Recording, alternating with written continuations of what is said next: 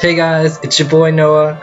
Today I'm going to be reviewing two games. Actually, it's the same game, but two different versions. Of course, it's Scythe. So, on one hand, we got the Scythe Digital Edition, so we'll go through that first. And then on the other hand, we got Tabletop Simulator. So, Tabletop Simulator lets you play all kinds of board games, and there's like some DLC you can download for that. So, yeah, we're going to look at both of those. Before we get into the details, I'll just tell you right off the bat. So like the Scythe Digital Edition version, that one is definitely more smooth. It stops us for like accidentally cheating. Pretty much everything's automated for us. So for those of you who have played with me, you guys know like how sometimes you can forget, oh, I forgot to grab gold for this, and then like you're unsure of like, did you really forget, or like are you taking too much? But you understand that like there's so much going on, and so you can just forget to do stuff. But with the digital version, it's all set up for you, and it's going to make sure that you get the max amount of resources or get the exact amount. So there's that. Tabletop version, the great thing about that is that it's very customizable. You do have to pay $4 right now for the DLC. So yeah, let's actually go over prices. The digital version right now is going for, I think, about $15. So that's usually like half the price what it is usually online. So it's honestly a really good deal right now if you want to get that. And the tabletop version, so you have to get Tabletop Simulator. It's $10 for just one person. However, they have a deal right now that you can buy a 4-pack and you can get it for $30. So then it becomes like $7, okay? And then if you want to get the pieces for Scythe, you do have to get the DLC for that. That's going to be $4 to do that. But yeah, going back to some of the differences on the tabletop. So basically, it's like a 3D environment where like there's like an actual table set in front of you, and then you can use your mouse to like move stuff around and drag it around. There is, in this version of the game, like the pieces will snap into places sometimes, especially like on your player mat. However, with other stuff, like you do have to drag it around and like get the pieces yourself. Okay, so there's more customizability, but there's more of a burden of you making sure you grab the right pieces and everything like that. The other benefit about that is that if we wanted to play an expansion, we could possibly do that.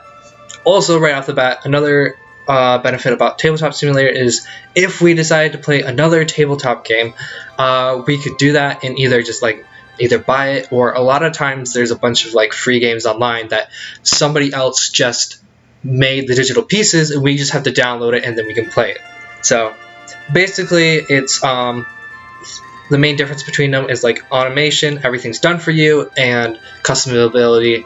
Where you have more choice to do stuff, but more things can go wrong. So, but yeah, let's get into the digital edition. I'll show you what that's like first, and then we'll move on to Tabletop Simulator. Alright, so here is the digital edition. I'll turn back the sound up right now. Great thing right off the bat that's good for this game, it's that it has music. And it's really well done, and it's very symphonic, I guess. Yeah, and it's overall, this game is very pretty. Okay. One thing I do want to show right off the bat is actually the paint shop, which I think is one of the coolest things. So if you want your pieces to be colored, you totally can do that. So like normally you'd have to go out to a shop and then actually color your pieces with like the real game board, but in this version they're already colored for you, and so you can yeah, you can just do that. Or you do have the option of making it plain. So this is the character from Crimea. So right now she's painted. This is what she looks like. It's very fancy. But if you want, you could totally make her like the usual gray color that you get. And this applies to like the mechs as well, and then the workers. So there's the plane, and then here's the worker. But yeah, for me, I just keep them on painted, because I think that's really cool. Yeah, you can do that. You can do this per faction, what you want for each of the factions. So if you want to just Germany just be plain, and you want Crimea to be colored, then that's totally an option for you. So yeah, that's the first thing I want to just get out of the way. So let's just go start up a game right now, and then we can see how that works. So we'll start up a new game. One thing we'll probably do is we'll make sure undo action is on unlimited. I've never actually played it with a last action, but I imagine like say you were taking a top and a bottom action, so say like the top action was move, the bottom action was upgrade, and you decide, wait, I don't really want to upgrade, I think you could only undo the upgrade but not the move. I don't know this for sure, but that's just one thing to keep in mind. So I'm going to put it on unlimited backups. I don't know how that works with online play, but I'm sure we'll figure that out soon. But yeah, there's a couple check marks here. Check marks, so like this has extra cards and stuff that especially come with Invaders from Afar.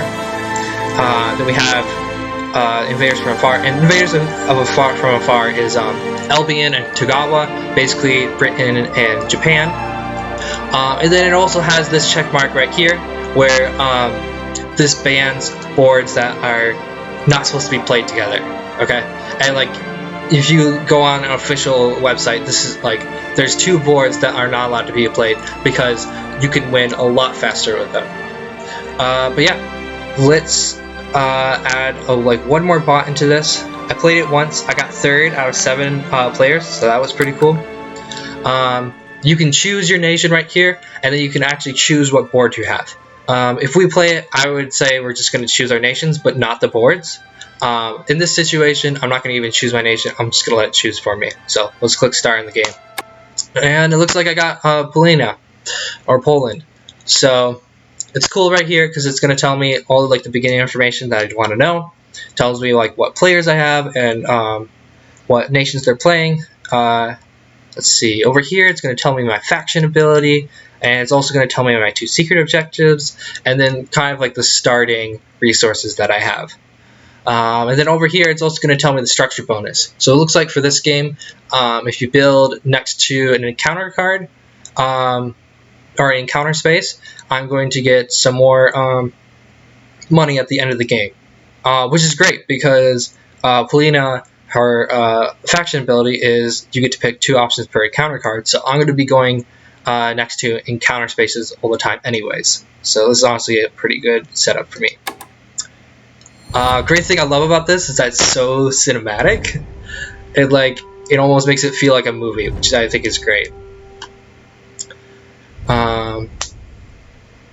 Yeah. And then we'll see like who gets to go first in just a minute. So it looks like Russia and Togawa got to go first. I had it on fast mode, so that's why it skipped so quickly. Usually it's a little bit slower. So yeah, let's talk about the UI here real quick.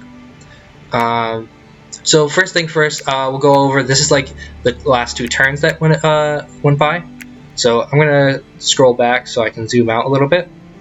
And then you can hover over all of these, and it'll tell you like what each of these different nations were able to do from the last turn. Right now it's pretty simple, just because we are only able to do top actions, but eventually it's going to get more complicated, and it'll show all those different actions right here.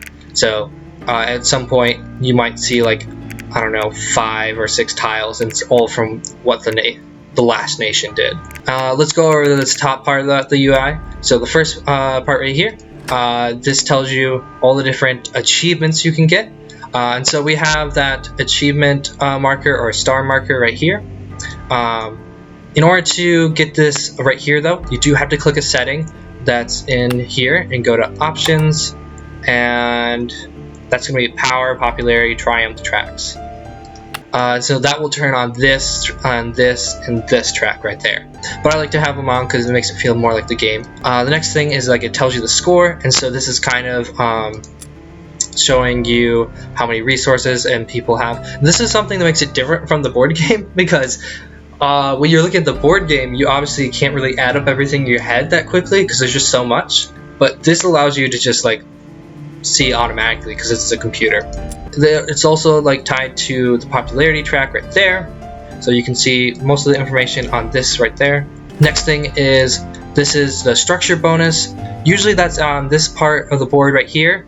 They just decided to put it right there, so you can always look at that and see if you wanted to build any stuff. And then the next one is going to be the objectives. Everyone only has 2, and so only you can see what your objectives are. You can't see what other people's objectives are because they're secret, of course. So let's go on to the next one. This is for a recruit bonus. So when you do a recruit, basically a recruit allows you to get a bonus every time either you do an action or your 2 neighbors do an action. So if your neighbors are going to upgrade a lot, then it might be good to get an enlistment or recruit on the upgrade space. I think it's a little bit weird because they put this whole section right here for it, because this is on your faction mat. You're gonna have a space where you have these one-time bonuses, and that's these right there. So they just decided to make a whole space for that right there. Also on your player mat is like your mech abilities, so that's right here. And so when you decide to make a mech, you're gonna like go down, at least on this board, it's gonna be right here. And then you're gonna click to make that mech. You're gonna grab your materials, and then you get to pick from right there, and then you get to pick the spot where you want to build your mech. Lastly, it's gonna show you your faction right here and your faction ability. And like for like I said, Felina has Meander, so I get to pick 2 options for the encounter cards. If you are Elbian or Tagawa, it's also going to show you your flag tokens right here, because those are a part of your faction ability. So let's move on to the next part. Right up here is like your star tracker as well, so you have a mini one right there. That way you can see it at all times. But yeah, it's just going to show you how many stars you have. This tells you like how many of like your beginning resources that you have. So gold, popularity, power, combat. Gold is just right up here. Popularity is also going to be shown on this track right there. And then power is going to be over here. And then you have your combat cards right here. So if you want to see what combat cards you have, you look all the way down here. This is where you're going to look all the time. Unfortunately, this board doesn't show you the rarity of it, of the different cards, but that's okay. I remember that 2 is like there's only like 42 cards, I believe. Number 2, there's like 16 of 2-point cards, and then there's like only 6 of the 5-point cards. So you just keep that in mind for like rarity purposes. So if somebody just played 5, it's less likely that somebody else is going to play the 5 next. The thing I'm going to show you is that if you slide this over, this is going to show you a whole bunch of different stuff. So like it'll show you like how many upgrades, mechs, buildings, recruitments, your objectives, combat, and people that you have out. It'll also show you a star here if like you get that achievement. So if you get all of your 4 mechs out, it'll show you a little star right there. So that's nice. It's also going to show you how many resources you have. So that's right there. And like most of this information you don't need to see all the time, so that's why I can collapse right there. The nice thing about this whole board though is you can make it drop down here. Now you can see the other nations and what of their stuff that they have, okay? And so this is great if like you want to compare stuff, especially for the resources right here. So for example, you want to know if somebody's going to like probably upgrade in the next turn. By looking at this allows you to see like the total amount of that they have. So if I saw that Russia I want to see if he's going to upgrade, then I can just look right here and see, oh, he's got 4 oil, he definitely has enough to upgrade next turn, so he's probably going to do that. And you can compare that with other people and whatnot. That way you don't have to look at the board and try to find all the resources and whatnot. So I think that's a great thing for like just quick knowledge and looking at what resources people have. Next button over here is the undo button, so that's great. And then you also have the menu button right here. So it allows you to do all of this stuff, and then you can click on options to like change a whole bunch of stuff right over here.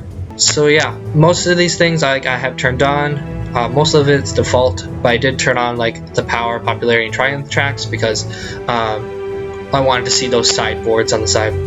I tried to do map colors, but that didn't seem to work for me, but oh well. Change other stuff right here, and then you can also change like how often you want people to be able to undo. Okay. You can also pull up rules and credits there. So first thing I'm going to do is I'm going to zoom into my guys right here. Okay, and let's just say I want them to move, just because, so I can show you. So normally, if I want them to move, so what you can do is you can pick your action, and that's going to be highlighted by all these blue stuff right here. So I'm going to pick move right here, click confirm, and then I'm going to click this, and then I can click over here, and then he's going to move. Okay. One thing you can do to make it, I guess, a little bit more realistic is go into options, click drag and drop, resume. Now I can just drag it and it kind of flies through the air. So yeah, if that's something you want to do, you can always do that. With that, I'm going to end my turn, and then it's going to get a little bit cinematic to show me what the other people are doing. Alright, so Russia's creating a lot of guys, producing, and then Tagawa is also producing. Move down to here, this bottom part of the UI. So right here is going to be all of your player mat stuff. Okay, so this is great because it has it all in one space, and it's pretty compact, so it doesn't take up too much space on the screen, which I like. It's fairly easy to understand, but there is kind of a lot going on here. I don't think it's, once you get the hang of it, it's fine. I will say though that I'm not too much of a fan of it just being icons or whatnot. I mean, it's good, but I will say on the tabletop simulator, it's a lot nicer because you actually are looking at 3D objects, and so like when you look at the actual board game, like you can see the 3D objects and you can see immediately what pieces are there and what pieces are not there. You can see what upgrades somebody has done, and it's fairly like simple to interpret that just because there's actually like 3D pieces. With this game, they're like two-dimensional, they're flat, and they're like either on or they're off.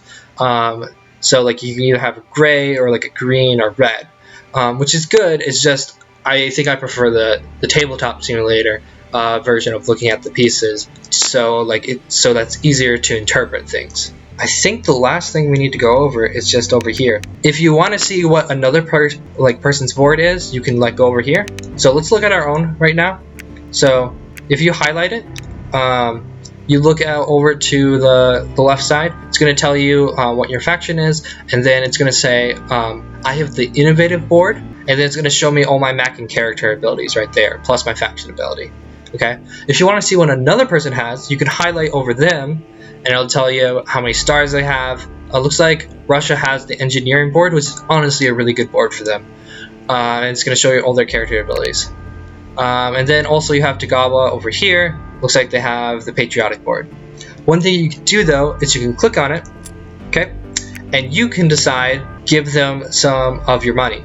Okay. Now, why would you do this? The reason you would do this is because say Tagawa is about to attack you, okay, and you want to stop them from being able to do that. Per the game's rules, if somebody attacks somebody, the combat automatically happens. You can't back out of it, whether you're the one being attacked or the one defending. Okay, but if you ask Tagawa, if I ask Tagawa, hey, would you not attack me next turn? I'll pay you 4 gold.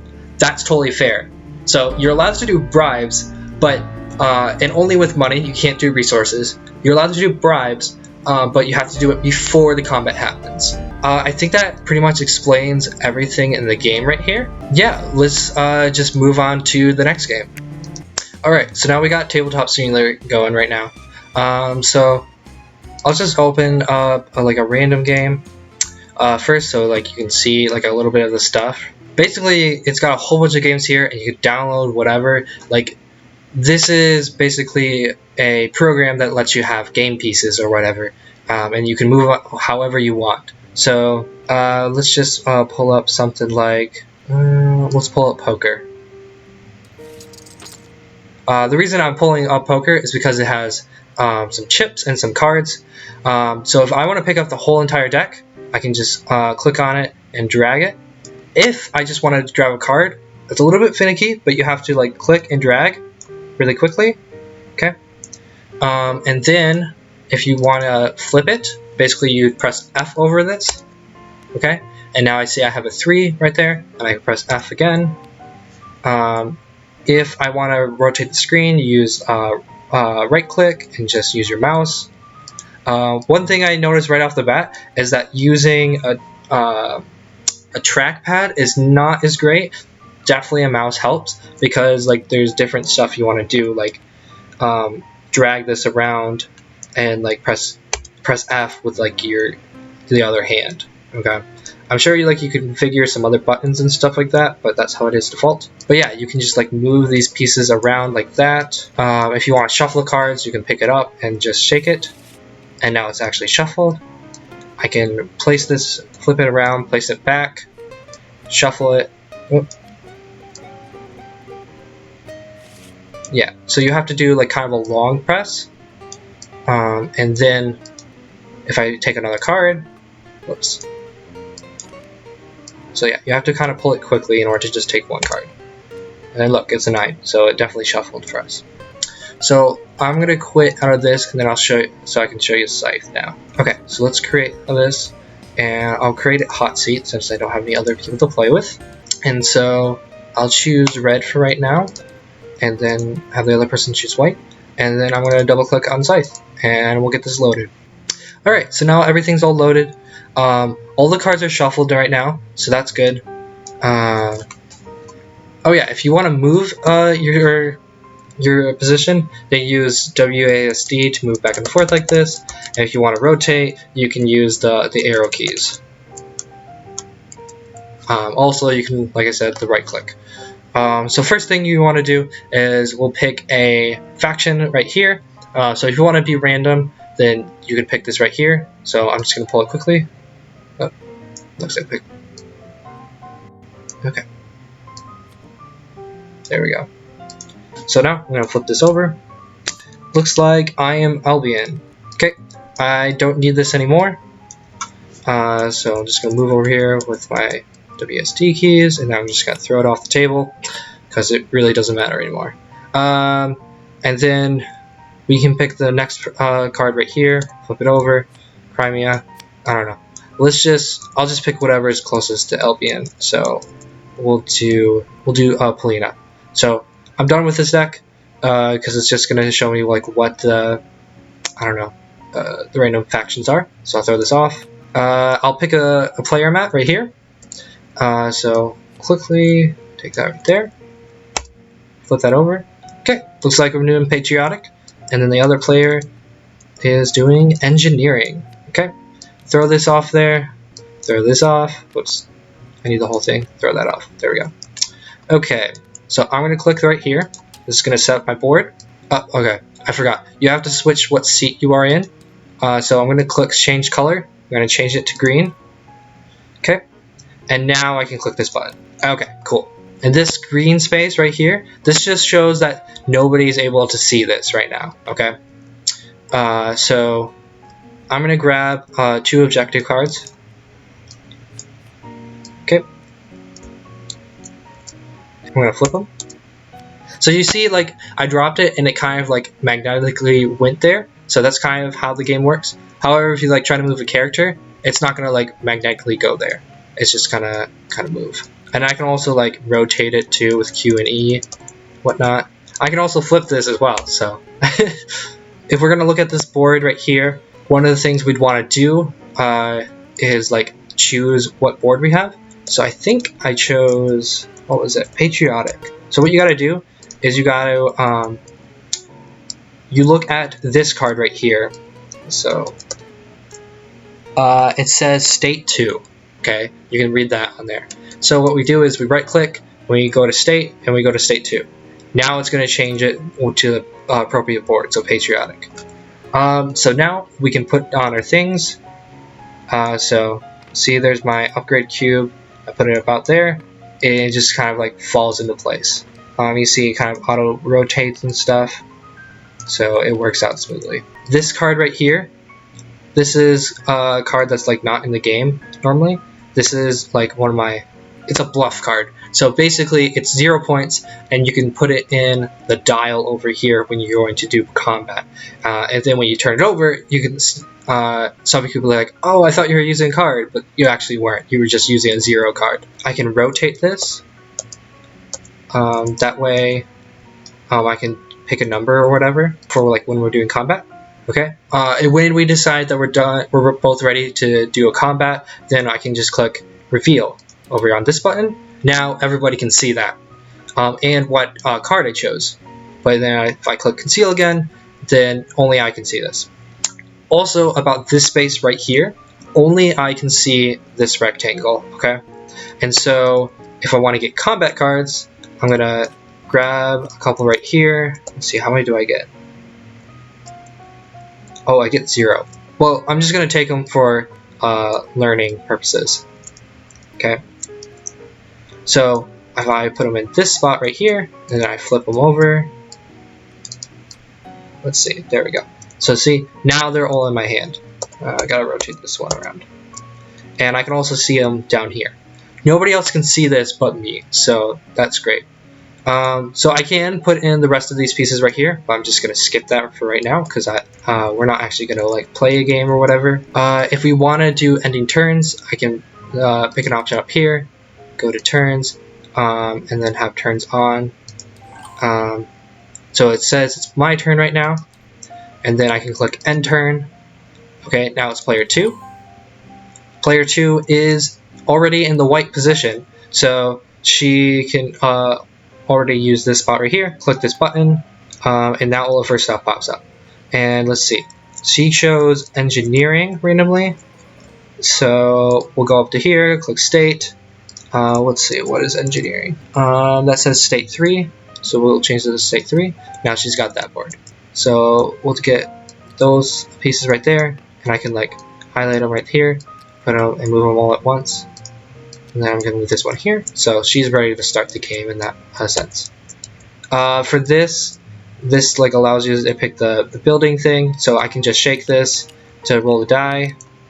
Oh, it's a 2, and then I'll put this to state 2. Okay.